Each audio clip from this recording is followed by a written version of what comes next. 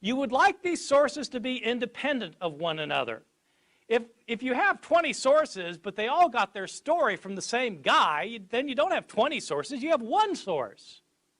You want 20 independent sources who all attest the same event. Moreover, you want them to be unbiased toward the subject matter. You don't want them to be skewing things in light of their own self-interests. If you're an ancient historian trying to establish what probably happened in the past. What kind of sources do we have when it comes to the Gospels? The Gospels are our sources for knowing about the resurrection of Jesus. Are they the kind of sources that historians would want when trying to establish what probably happened in the past? I think the answer to that question is no. When were the Gospels written? Well, they are not contemporary to the events they narrate.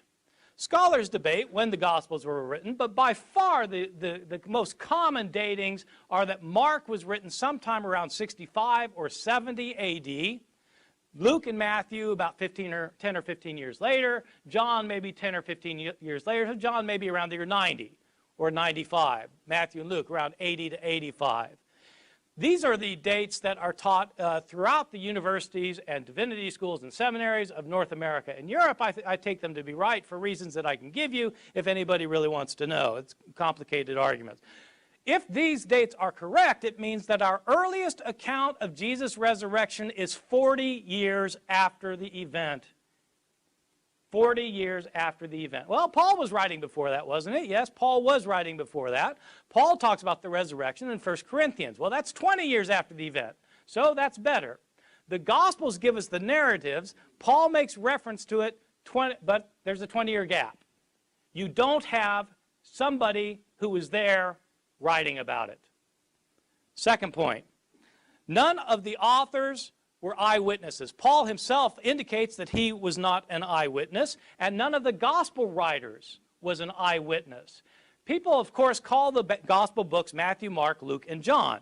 Well, they call them Matthew, Mark, Luke, and John because we don't know who wrote these books, and there's no point calling them Sam, Fred, Jerry, and Harry. I mean, they're written by people. We don't know who they were written by.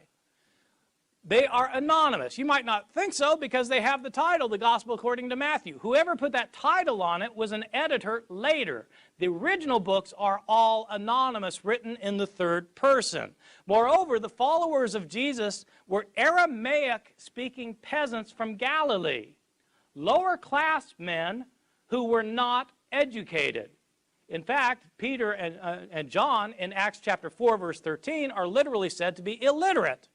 They couldn't read and write. Of course not. They were fishermen. They didn't go to school. The vast majority of people in the ancient world never learned to read, let alone write. And their native language was Aramaic. These books are written in Greek by highly educated, rhetorically trained writers who are skilled in Greek composition.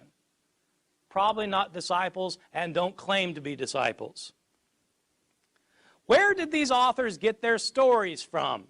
Well, if they were not disciples of Jesus, they must have heard the stories from somebody, who heard the stories from somebody, who heard the stories from somebody, who heard them from somebody.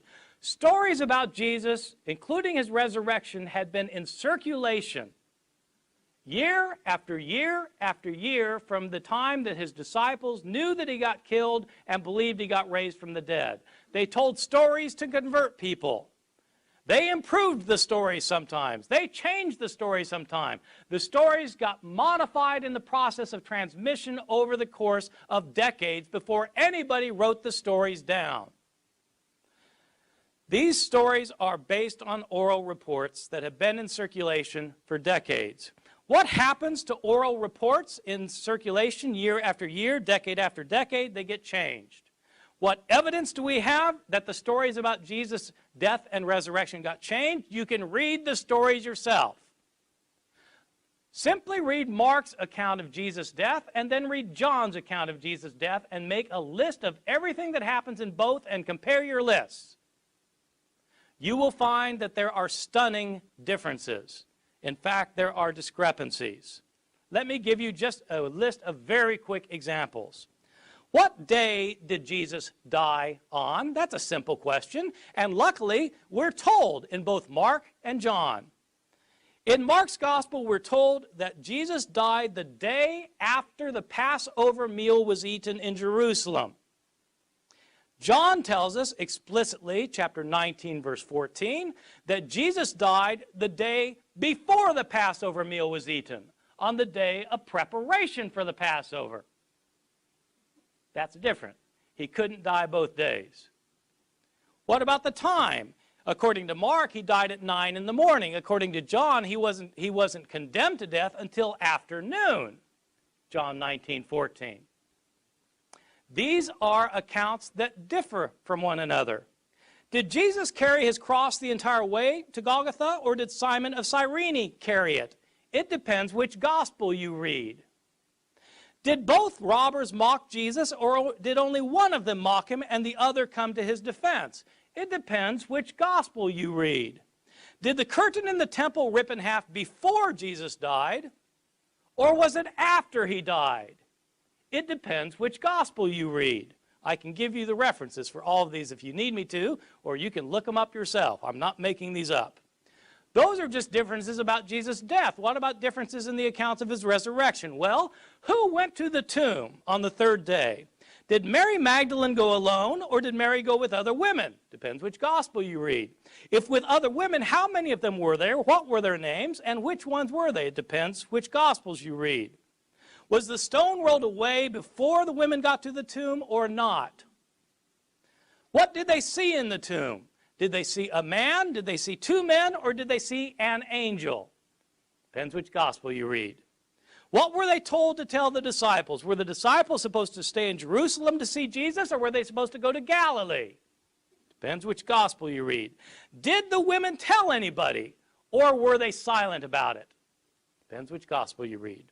Did the disciples ever leave Jerusalem? Or did they never leave, or did they leave and go to Galilee? Depends which gospel you read. My conclusion, these are not reliable historical accounts. There are too many discrepancies. The accounts are based on oral traditions that have been in circulation for decades. Year after year, Christians tried to convert others by telling them stories to convince them that Jesus was raised from the dead, and they changed their stories while trying to convince people. These authors were not eyewitnesses. They're Greek-speaking Christians living many years after the fact. They're telling stories that Christians have been telling all these years. There was nobody there taking notes. Some of the stories were invented, many were changed. For this reason, these accounts are not as useful as historians would like as historical sources.